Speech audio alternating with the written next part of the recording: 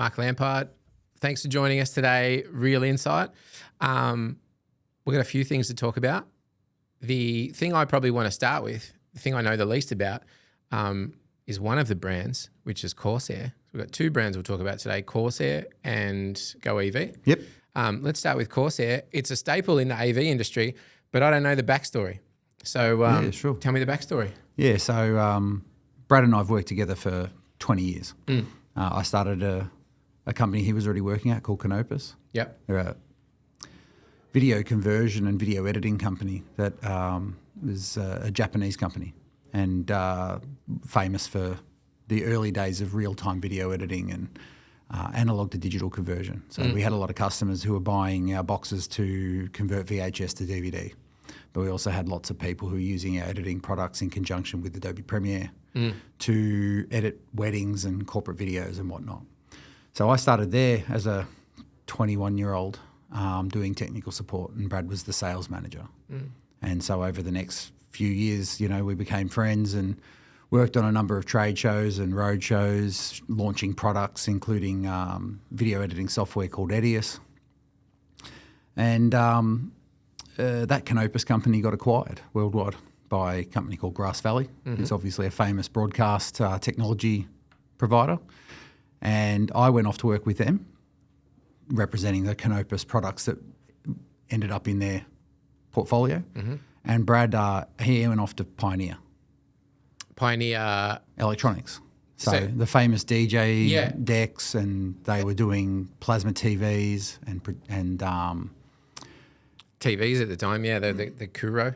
The Kuro. Yeah, so that was a little bit, not too much later, but they came out with Kuro, which is their almost like their final plasma technology, and they were the best of the best. Yeah. And I actually, was lucky enough to pick one up just before that sort of all went apart in Australia, and the plasma division sort of sold off to Panasonic, for instance. Yeah, that's right. Because I ended up with a Viera VT, which was the IP that they purchased out of the Pioneer thing. Yeah. Yeah. So a brilliant TV. I think it was a 9th gen that I had before Pioneer stopped making completely. People still talk about them now. Like people still talk about the Kuro, and I think Michael Perfidi, our sales director, he's still got one. Yeah, right. I mean, look, it's possible the one that I have, which I don't have anymore, is still working for someone. We wanted something, smart TV-esque, 4K. Yep. So I have now Sony OLED. Yep. So yeah, basically that was bulletproof, and they were the best picture quality of anything going around. So yeah, Brad went there. Yep. And after a little while, not the pandemic, the global financial crisis hit, and we were both let go at different times. So I was let off really early in December 2008, and I started Corsair in February 2009, importing some products and building video editing workstations. It was something to start off, but really, it really did kick off when Brad ended up at Leico in their pro division, and he was making a go of it, and his boss basically wanted to get out of the commercial and pro side of the business. So he said to Brad that he should, and Brad likes to tell this story, why don't you just give me some money for the stock? And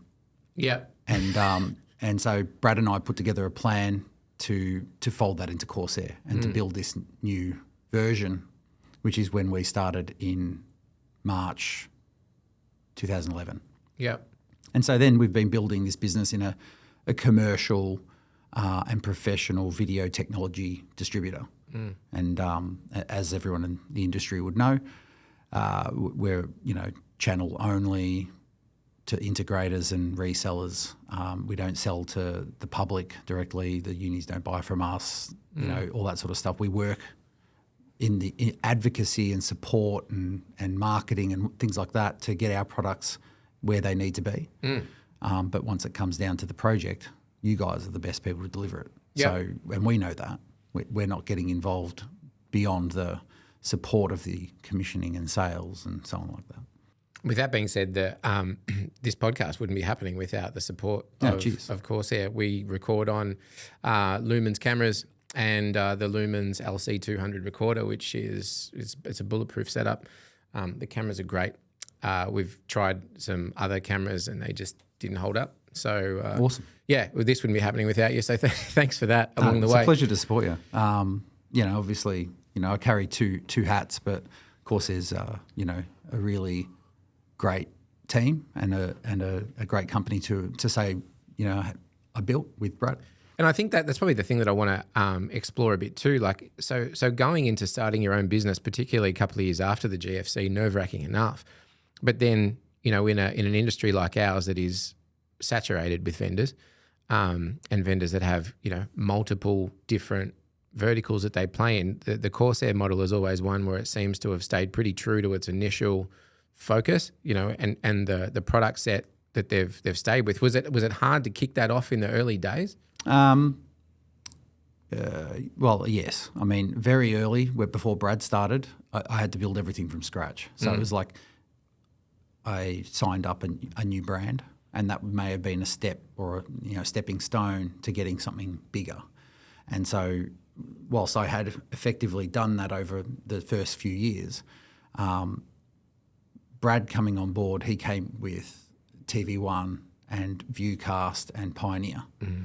And we looked after those products over time. And, TV1 we still look after, and they're one of our most important suppliers and vendors. I mean, CorioMaster video wall processors is just an absolute core part of our business and expertise.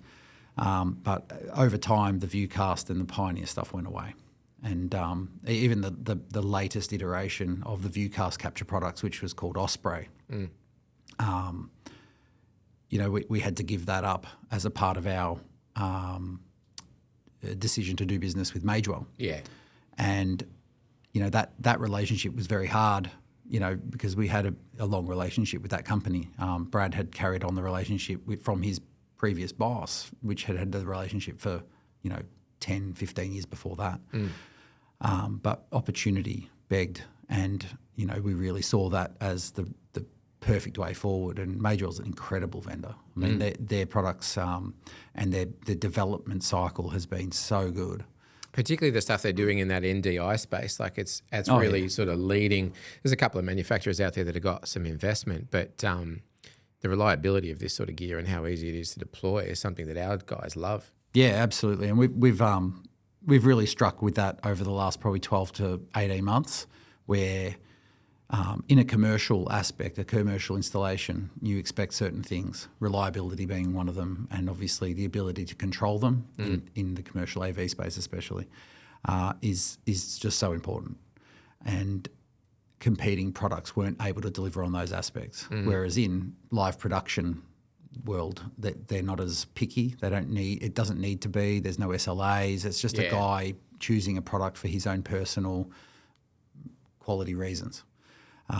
And so, they might take one out to a job and it might not work. So they just get another one and they just get the job done and they leave it by because they bought 6 or whatever. Yeah. So, we deliver on quality products. We own it and basically make sure that what we're selling you works. Yeah. And if it doesn't, it might be maybe one bad product out of a really great vendor's catalogue, that we'd go back with feedback to them and tell them that it's not hitting the mark or whatever. But we're not afraid to tell the vendors that the product's not quite right. And that was probably something that I wanted to query, is that how is that, like what's that like, particularly finding a new manufacturer, for instance, and having to roll the dice? Like, does it get a bit gambly? We've had a couple of failed Yeah. product lines. A couple of we had a new product from a company we were doing business with in commercial and controllable Blu-ray players, recorders. Sorry, I shouldn't say Blu-ray players. That was a different one. So they're DVD recorders, and they brought out a brand new product, and it was nothing like the one that they had before it, which was high quality and people liked it and it was robust. And the new product wasn't anywhere near as good. And it actually, kind of turned ugly. But luckily we had pulled the pin on it after like one job, and because it was starting to look dicey. Yeah. And we had some cost-effective products that we thought could get the job done in the UC space, about 4 or 5 years ago. But they just had a huge fail rate. Yeah. And basically we saw it early enough to pull the pin on it very early. And, we've still got some of these little devices in our storage unit, and they probably just have to get turfed. Yeah. They just this is a part of doing business. You're trying to find the new innovative or cost-reduced option, but you can't give up certain things. No one wants to be the person who delivered 50 really terrible cameras or sound bars to a quality player. Yeah. So is the decision to get out quick important if something's starting to go smelly, or is it more about working with the manufacturer? Sometimes it's working with the manufacturer. Absolutely. If you believe that they can achieve it, or if you're talking about a product, a single product from a manufacturer that has a great background, then you work with them and tell them the honest truth and hope that they respond as best they can. But in the case of some, you trial these things out and you know that they're not going anywhere. Yeah. And you just have to stop. What are you guys seeing as being the latest things from the AV world in particular? And again, your product range is built around some really cool video tech. What emerging technologies and things do people really need to be aware of now, particularly in the realm of space? Like we spoke about NDI being one of them. Is that where you're positioning things to accommodate that next wave? Definitely got a huge investment of our time and effort in NDI. Major will have a great family of NDI products. I think there's fair tilt from Audinate on Dante AVH. Yeah. At the moment, I mean, the overall Dante AV world, which includes their AV Ultra and stuff, not sure that it exactly hits the full mark of NDI, but Dante AVH is a really good way to bring a whole bunch of these sorts of devices, cameras and some decoders and encoders to we'll call it a relatively low bandwidth application because it's effectively H.265 based. Mm-hmm. Are there many manufacturers that have jumped on? Yeah, there's a bunch of manufacturers that have jumped on. Yeah. But there's not a lot of production product yet. But the idea, obviously, is that they own that audio over IP space, and the same protocol can be used to control a bunch of video devices as well. And then you only have to have one control set. If you then use the Dante Domain Manager to segment like buildings or rooms or secure them so that they can't be hacked and whatnot. Then you've got that to do everything. Yeah. Whereas NDI, is a great protocol from the ability to auto announce and pick up devices all over the network and so on. We know Dante as a protocol is high quality as well. Yeah. So that's probably from the AV over IP world pretty exciting. But we've also just signed an agreement with Visionary for their AV over IP system. That's an exclusive, folks. Yeah, brand new, just signed the contract. We've got Jack Erickson in town for the next 3 days. Our guys are doing a bunch of training. And we know that that's a great pedigree product. Yeah. And it's funny because there's a guy that works for Visionary especially on their IPTV product that I started working with 20 years ago on the Canopus Media Edge product. Yeah. So I introduced him to Canopus Media Edge, and then now he's the master. He's bringing this IPTV stuff all over the world on cruise ships and everything. So we're really excited about that, and we think that we can bring that to an industry that has some pretty great names in that space, but we know that they're winning. Yeah.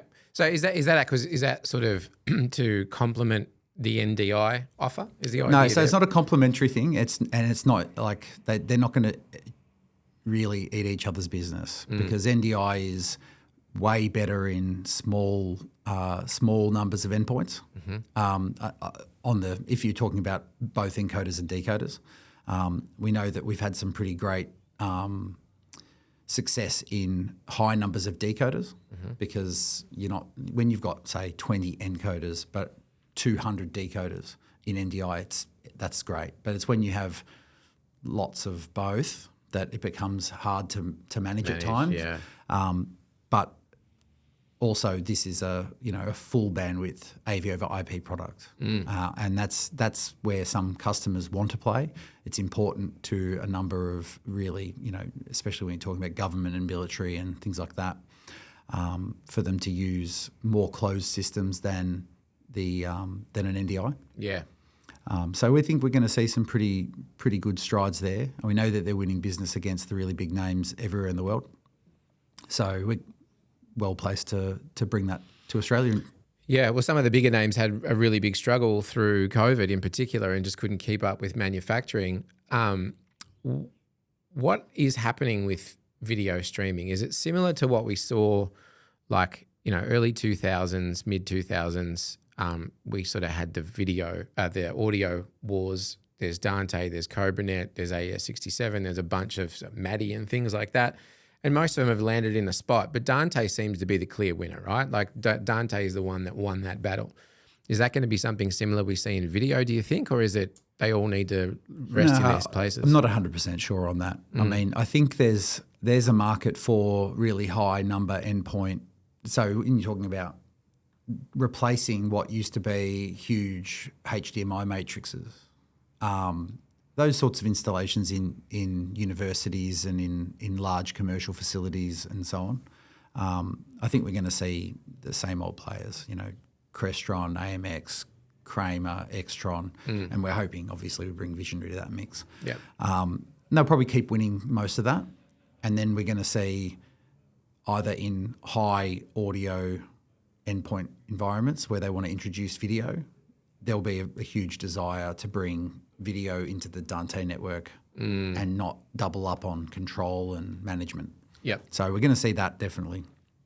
And NDI's got a great footprint, not just in live production where most people think it started and ends, but you talk about professional installations in funeral homes. There's not a huge number of inputs or outputs required. Yep. You just need it to be simple management, and high quality and low latency, because that's the last thing you want to see a picture on a screen that's out by a second. Yeah. So, there's lots of reasonably, we'll say medium number endpoint installations that will go with something that's not that ultra high end AV over IP type environment. Yeah, because NDI is probably where we've got the most of our funeral service clients are working on NDI for the reason that you've called out, is because it's pretty affordable. And most of that stuff remains point to point. You're not doing real time switching or anything like that. So it tends to work pretty well. From the terminology of like what video is meant to be doing in this AV over IP space, we saw, probably the late teens, AV over IP starts to stick its head out and everyone's like, this is it. This is the next evolution. It's game changing. It's going to do all these sorts of things. And some customers rushed and really bought into that. And now they're paring it back a bit. And we're seeing even some of the big institutions that bought into AV over IP, they're just coming back to sort of point to point, traditional matrix HT-based T stuff. Is there a place for AV over IP and a place for point-to-point? I think the issue is that we went really hard at the start with 10 gig stuff, and it became unaffordable. It became extremely hard to manage the bandwidth through the networks. I heard of, and I'm saying from secondhand information, issues tiering backbones. Yeah. So, when you're talking about, I want to pick up a stream from this location and bring it to this location, it wasn't as simple as switching 10 gigs of bandwidth from point to point. Because you're reserving all the bandwidth that exists on the tiers. Yeah. That's right. So when you're doing your backbone calculations and, you'd think that 40 gig would be enough. It just wasn't. And so that's only 40 streams, and that has for everything on that switch. So the idea of convergence could never exist because you have the benefit of bringing AV into an ICT world has to mean that they both exist. They have to coexist. Otherwise, you're just running a whole bunch of new switches just for AV. Yeah. And that's just the same as having discrete matrices. So coming back a step and saying, well, actually what we'll do, instead of being 10 gig, 44460, all the, zero latency stuff, what about if we introduce a little latency? What about if we don't quite do 444 and we come back to 600 meg? Yeah. Is 600 meg switchable? Yeah, it's inherently switchable, even through someone's high quality gigabit per port, 40 gig off the backbone. You're never going to overwhelm it.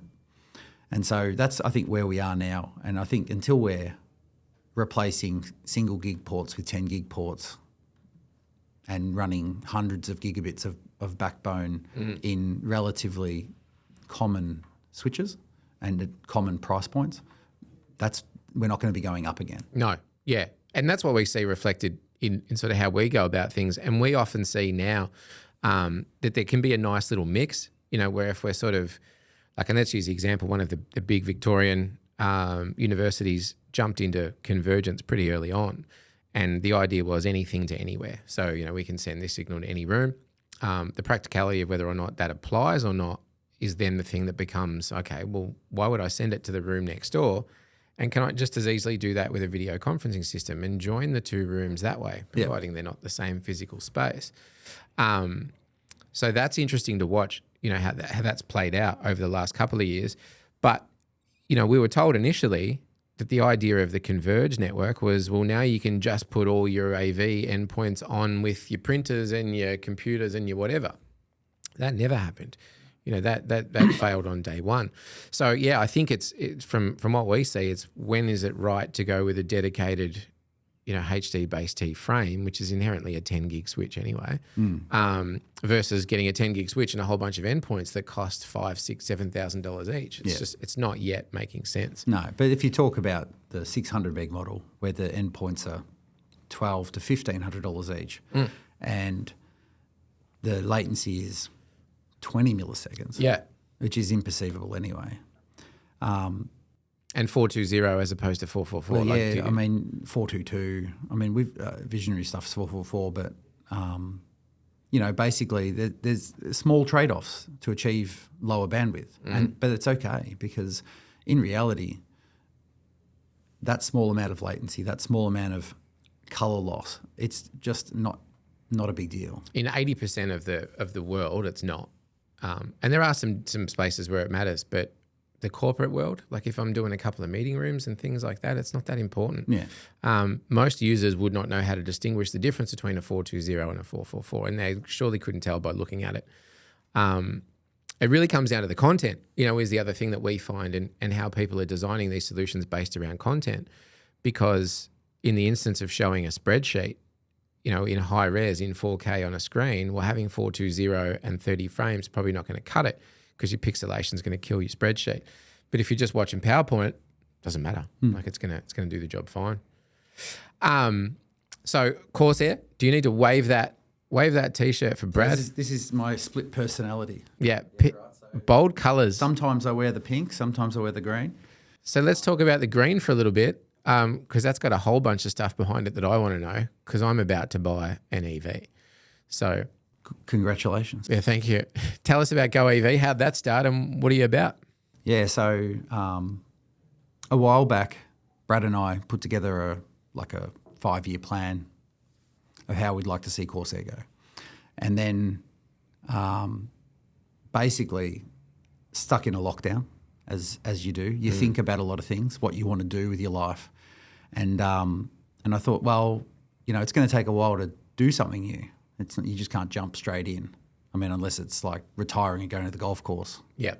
So I thought, well, I probably am too young to do that. I'll think about what next business I could work on. And I had just bought my first EV. So I bought a Tesla Model S and I was enjoying it. And I was noticing things about EV charging infrastructure and some, people do good things. councils put out chargers and they're fast and they're free, and that's great. And you can see people like Woolworths putting in 12 free chargers at Heidelberg. In their parking stations. That's and right. Stuff, yeah. And this is all good stuff to incentivise people to change to electric. And obviously, up until recently, there wasn't enough being done by, say, the federal government. But I started to notice there was some reliability issues. There wasn't enough charging infrastructure. And I thought maybe that's a good place to go. I like cars. I like technology, and there's an inherent technology layer to EV charging, which we can talk about a bit more. And there's not enough of them. So there's a huge opportunity in the market for someone to sell EV chargers. Yeah. And I started to look at who was playing in the space, you know, who was selling the chargers, who was owning them, and who would be most qualified to install them. And I realised that all the players who were in the market 2 years ago, so I started 2 years ago. That's probably a fair place to start. Yeah. The company was formed in early September 21. That's like mid-lockdown. Yeah. Mid-Victorian chaos lockdown, yeah. So basically I noticed that the people were doing everything end to end.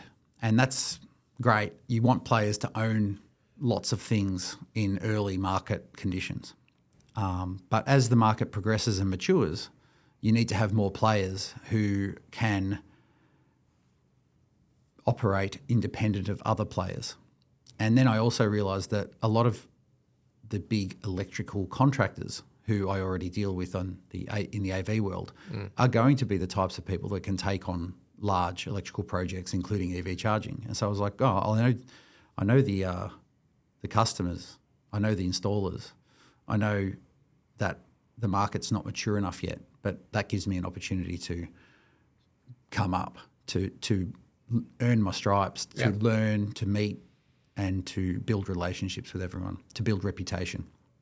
And that's basically what I'd been doing. So I looked at all the different products in the market, looked at all the regions of the world that are leading. So Europe's obviously quite far ahead of Australia, but they're not as far ahead as China. And in China, obviously, it's the factory of the world.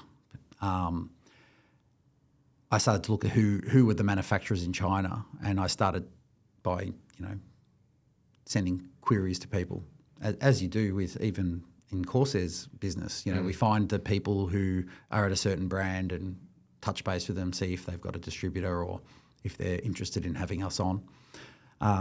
So I did that, but with a brand called Sinexcel. Yep. And it just happened to be really great timing, because the response I got back was, well, we're just about to go international. Would you like to start doing business with us? And I'm like, yes, I would. Yeah. I actually really would, because that's Providence. So basically they had at the time, a smallish product family. They had one AC charger, which is the type you put at your house. Yep. Or the types that are generally free at Woolworths. And they just put power into your car, and your car turns it into the DC power that goes into your battery. And they also had a DC fast charger that does all that, but in the box, and then it puts it in the car in DC power to go into your battery. So I was like, well, that's a good start. And we started talking and working together. And it took, I don't know, about 9 months before I got my first sale. And basically, I through, I guess, a number of meetings, built up that reputation enough that someone was willing to take a risk on me and on my word that, that I would make sure that the product worked, that it would be serviced, and the parts would be available in Australia. And that's become a really important part of the package, is that a lot of chargers died over the last 18 months. And the manufacturer didn't have the parts available to service them. So even if someone wanted to pay for the part, even if it was out of warranty, not in a service agreement or anything, they just said, look, I know we've let it lapse or whatever, but can we pay to have the part and installed no, you couldn't have it. And so we had lots and lots of chargers that all went offline all around the same time without an ability to service them. And that was really hard for the whole industry. It's a big learning moment for us, that the early days of EV charging, people thought they were all doing the right thing, but there was never a huge plan behind it to ensure that they stayed up, to ensure that if they fell over that there was something backing it up. So that's all changing now. There's a lot of talk about what regulations can change to ensure that especially big operators have a service level that they must hit, a bit like petrol stations do. Yeah. They have to keep their pumps in service. They have to make sure that they stay up. Who's the customer for an EV charger? Is it a supermarket because you park your car there? Is it a milk bar? So it's obviously a lot broader than a thing like a petrol pump, because realistically, because of the regulations, it narrowed. So a council might be a customer. Yeah. So you talk about who operates them. They probably own them. Yeah. But basically, a council might pay for a charge to be installed at one of their locations, but used by the public. And they might engage an electrical contractor of some description to do the install.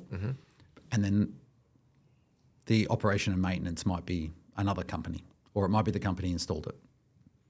And then they put it onto a software platform like, say, ChargeFox, which is probably the biggest in Australia. That's where you search and... So that's where you find your chargers. Yep. They generally all have an app, and you then start the charging session from your app and so on. Are you billed for that? Is that... Yeah. That's how that works? Yeah. So it depends on, obviously, you build, even if it's $0, you still have to start it through the app. Yeah. So a lot of people use that method. And then there's some people that just put it on like a free run. So there's no billing, there's no management, there's no logging. Is that what happens like at Woolies? So Woolies is on ChargeFox, for instance, the one in Heidelberg. Do you have to pay for that? No, zero. Okay, zero. Yeah, it's completely free. Yeah. So, I go there, do an hour's shopping, plug my car in, and I get some free energy. Yeah. And it's a nice incentive for people to come to that store over a different store.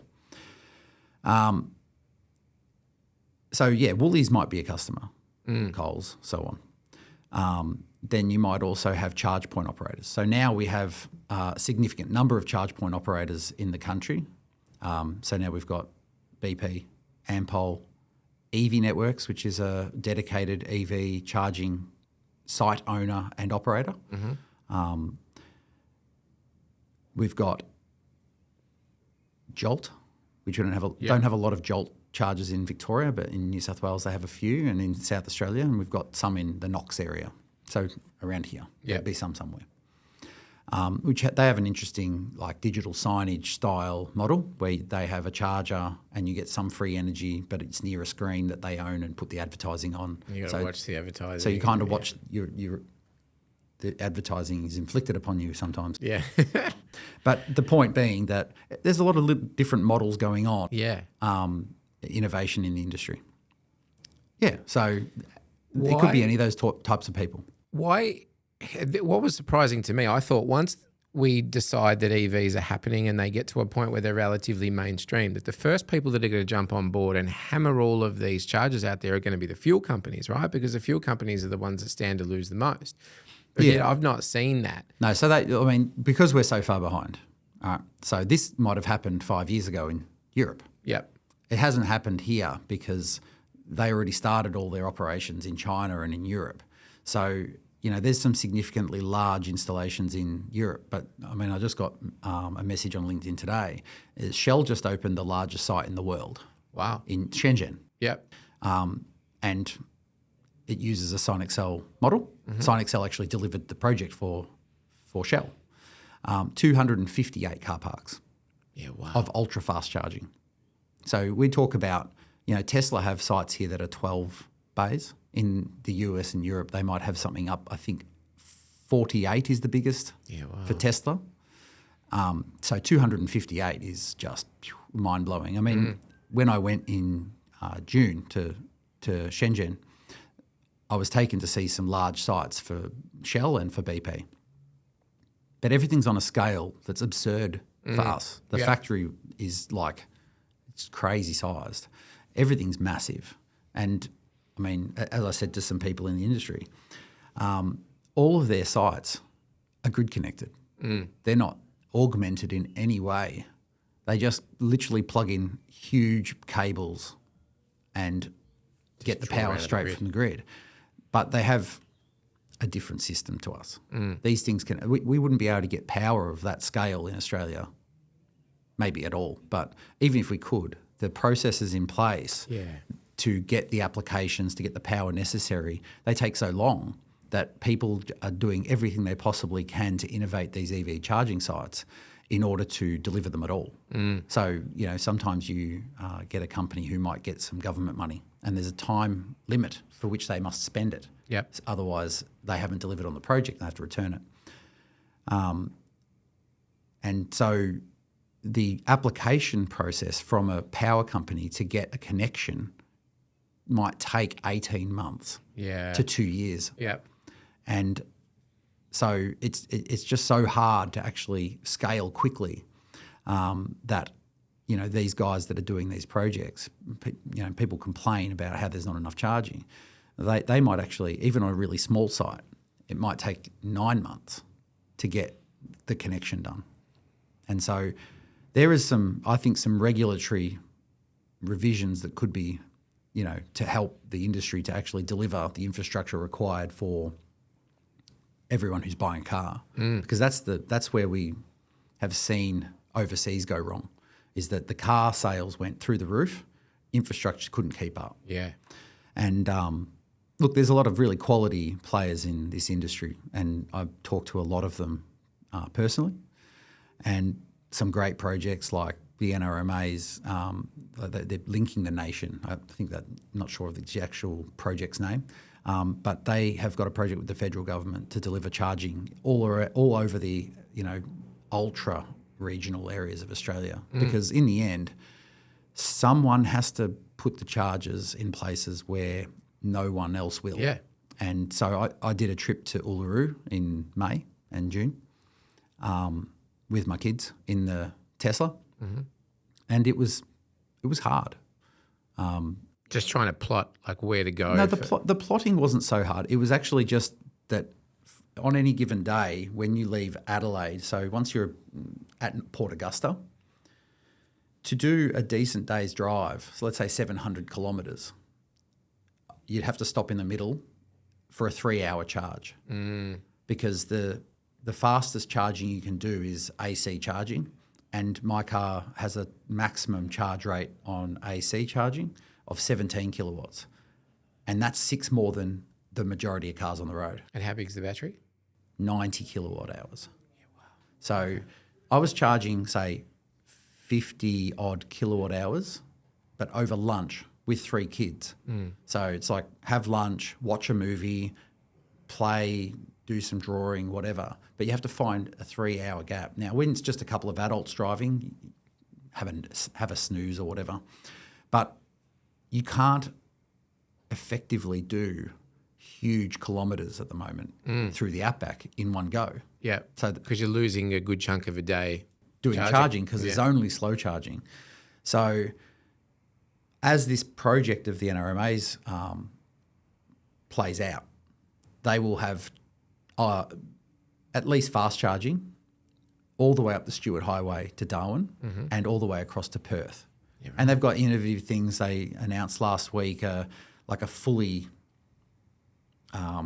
ready to go 2 chargers and a battery and a solar canopy that charges the battery. And these are not ultra high utilisation sites because in reality, that might get a couple of people a day. So the idea of charging a battery off solar and then using the battery to feed the chargers is really smart.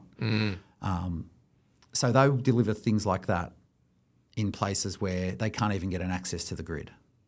And even, some people, and including me, would choke, but a diesel generator. Because it's the power to charge you. The last, that last resort. bit, right? That's right. That's the last resort. You can't have people make plans to cross the Nullarbor and get to a charger and it not work, because in the end then they could get stuck. So even a diesel generator, which is pretty efficient in the way that it delivers some power, to be able to feed the EV. And it's a necessary evil in some places, because we're not going to be able to get a grid connection in those places. So how does that equate to like the balance of, the first EVs that we saw were hybrid, and there's still some car manufacturers that are heavily invested in hybrid technology. In countries like ours, is that sort of a midterm stopgap? Look, plug-in hybrids, as opposed to the old Toyota style of hybrid, which they just have a really tiny battery and they use a bit of regenerative brakes to charge that little bit of battery to go without using petrol. Mm-hmm. So let's cast those Toyota ones aside. But things like plug-in hybrids, like Mitsubishi's Outlander, which is relatively popular, there's there's many others on the market. Are they a stopgap? I actually describe them more as like the worst of both. Right. So they have really small batteries. Mm-hmm. They usually give up petrol tank size to do that. And so they have a small petrol tank and a small battery, and they have all these extra parts in them. So they still need to be serviced. So one of the biggest benefits of going with a battery EV is that the servicing is minimal. So significantly less moving parts. There's significantly less moving parts. There's no oil changes. The brakes, because they're regenerative, don't wear the pads as much. So you get used to it very quickly. You take your foot off the accelerator and it basically slows the car down, and in most cars now to zero. So you get a feel for how far out from a set of lights, for instance, and you just take your foot off the accelerator and coast. It just slows you down. Yep. But that charges the battery. And all these new things that people are not used to are why they need to go with a full battery EV, because otherwise you're still going to be going every 6 months, or depends on how much you drive, every 10,000 Ks to have the petrol motor serviced in your plug-in hybrid. And that's not to say that there's not a place for them. There are people who can't do without, they might have a lot of drives that have no charging stops, but they can just do that on petrol. But range anxiety is a thing that really exists mostly in people who haven't bought an EV yet. That's the thing that holds me back. How many kilometres do you do a day? 50. This is the thing. And what's the biggest drive you do on an annual basis? Like, what's the longest you might go? 200-300 maybe. So I'm still there and back on a charge. Basically, I mean, there's a lot of cars that have, let's say, 420 kilometre range. So my wife's Volvo, it's an XC40 Recharge. It has about 400 Ks of range. So as long as you can get to where you want to go and there's a charger anywhere near there and back, that's fine. It's people who are doing 800-900 Ks in a day regularly that have reason for some range anxiety. But in reality, if that drives to Sydney, well, there's like maybe a dozen charging sites now between Melbourne and Sydney, up the hill. Later this year, you'll be able to use a lot of my chargers in the Gippsland area, which are being deployed at the moment. And that you can go up the coast then. At the moment, there's a significant lack of charging infrastructure in the Victorian side, especially up the Gippsland coast. And that's all being, obviously these projects, they take time to roll out. So it's when you're really going places where there's not really any charging. And that's just, it's effectively no one in Melbourne or Sydney anymore, because even central Western New South Wales is relatively well serviced for EV charging. What happens at home? So, I've heard some people you can charge off a 10 amp. Some people put in a charger. Some people get 3-phase. Like I've recently bought a place 2 years ago now, and I've sort of renovated that for the future. I'm on 3-phase. I'm on a very low solar system at the moment because I'm hanging on to that premium feed-in tariff that runs out next year. And then I'd need to update my solar system. So what should I be considering at home if I want to provide the best environment to manage? So you do 50 Ks a day, you can just plug it to the wall. Yeah. Just make sure it's a a properly rated wall socket. Yeah. That 10 amp outlet will provide you 2 kilowatts per hour. So basically, your 50 kilometres per day might be 10 kilowatt hours at the most. So 5 hours charging overnight. Yeah. Yeah. So in most cars, you can put the car's schedule in place and have it only start charging at 10 p.m. And then it will just fill it up to a certain rate, and usually people put that at 80 or 90%. And when it gets there, it'll stop. And if you just leave with 90% every day and you never have to go to a petrol station again, fine. easy. Yeah. And that's entirely achievable for at least 90% of like urban drivers. Yep. And then when you want to amp it up, Yeah, so there's obviously just a whole plethora of AC chargers available for home, different shapes and sizes. We have one that's a little white circle thing called an Interstellar, and the two most popular sizes, we'll say, are 7 kilowatt and 22 kilowatt. So that's effectively 32 amps of single phase or 32 amps of three phase, and whatever your car can take from that, it will give it. yep. So that's probably where you go.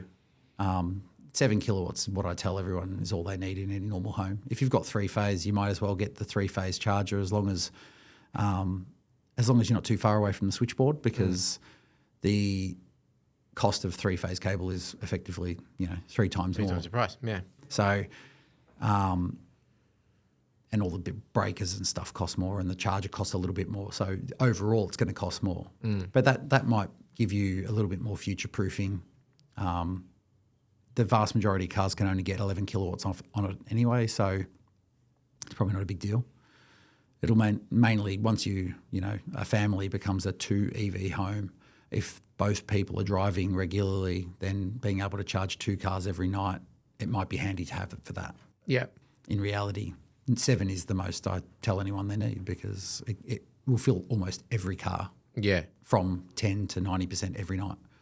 I noticed that, in particular with Halsey's car, he's telling me super big battery to the point where if the infrastructure was right, you could in theory use the car as the house battery. Yeah, so that's a huge topic. Yeah. So vehicle to load, which is being able to plug a power point into your car and run a kettle off it, or a espresso machine, or a camping fridge, or and when we get into utes and stuff like that, Makes sense. having charging of electric tools or whatever. That's all possible with a lot of cars that are on the market today. Vehicle to home and vehicle to grid is mind-blowing stuff. So vehicle to home, where you can power your home, you get your charger on the wall, plug your car in, you might charge your car up after 10 p.m, but when you get home at 5:30, it's peak hour, and everyone worries about how the grid's going to cope in the future. But imagine if everyone who got home at 5:30 could plug their car in, and the car helped the whole, even if it's just the home, there's no, like, you turn the oven on and it sucks heaps of power. But if it was sucking that from the car and not the grid, then effectively you're taking that 2,400 watt draw off the grid. So all of a sudden we're dispensing with some of this peak hour demand. Maybe fueling like the high demand devices, but light switches and things that don't use much. It doesn't matter. Coming from the grid. Well, it doesn't matter. I mean, it's the same as anyone who hasn't got premium feed-in tariff, because that's the only thing I've got going for me. But I don't have it, and I get 5 cents to send back to the grid. Yeah, and it's going to go away. Yeah, in my opinion, in 3 years we probably won't have a feed-in tariff. That means that the best use of your solar is to go into a car or into your house, and that self-utilisation is where we need to be focusing, so that we take away that demand on the grid. So people who then put on their dryer or their oven or heaters or whatever to use up their solar, that's self-utilisation, and putting that into a car is another way of doing that. But turn that the other way, in peak hour, your next door neighbour doesn't have solar, and they turn on their aircon, and instead of drawing that power from the grid, it's effectively the grid still, obviously. If you then, your power from your car is going back into the grid upon some orchestration by your energy provider. So they say, demand in the grid is so high right now, it's a 45-degree day, everyone's turned their aircon on. So instead of having this whole thing where like the energy provider starts turning off air cons or whatever because there's too much demand in the grid with controlled load and things like that, being able to turn off circuits.